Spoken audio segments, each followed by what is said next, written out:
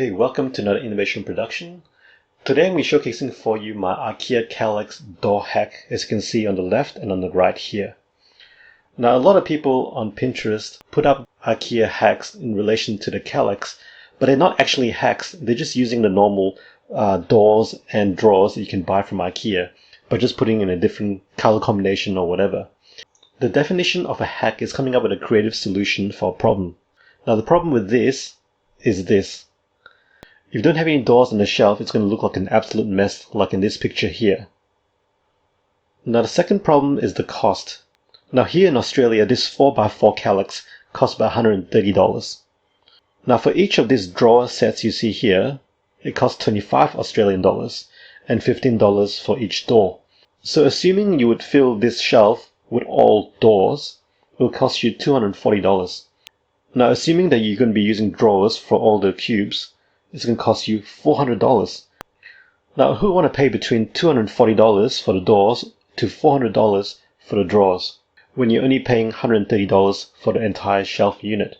So what I did to save some money was to actually get two shelves. Yep, that's right, two shelves from a store called Bunnings, which is a hardware shop, that had these shelves in the right dimensions so that I can use it to cover 3 and a bit of the cubes. Now, these shelves plus the hinges only cost me about $40 for both of them.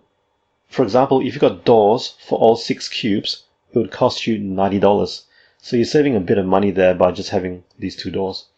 Now, some other Kallax hacks you may have seen would require you to cut your own piece of wood, which means that you have to also sand it and finish it off with like paint. But this solution is very easy. This whole thing took me about 5 minutes to do. All I did was to screw the hinge into the door and into the frame and then attached it. That was it. Now, I could have actually cut this shelf panel to the right size to fit 3 cubes, but it would have been a bit messy because it would have left a very rough edge. So I decided to do this instead, and I'll show you why it kind of works. Now, taking a closer look, what I've done is I've actually put a glass shelf here. Now, these glass shelves are $10 for a set of 2. So I've got one here and one over the other side as well. And what it means is that where the top of the door finishes, there's actually a shelf. So it kind of looks as if it was done on purpose. Now, in terms of finding the right dimension for this panel here, keep in mind that the width of this gap here is 33 centimeters. Now, something like this, which is 35 centimeters across here, fits perfectly when you include the hinge as well. Now, another video I saw on YouTube with a Kallax door hack had these 2 women fixing the hinges to the door on the Kallax. But the problem is they didn't tell you what kind of hinge to use. Now, a lot of people in the comment section was actually asking what kind of hinge do you use. So I found that video to be completely unhelpful, because if you're going to show people how to do a door hack, you have to tell them what parts to use. Now, taking a closer look at this hinge here, this type of hinge is called a flush hinge. Let me just move it further along here.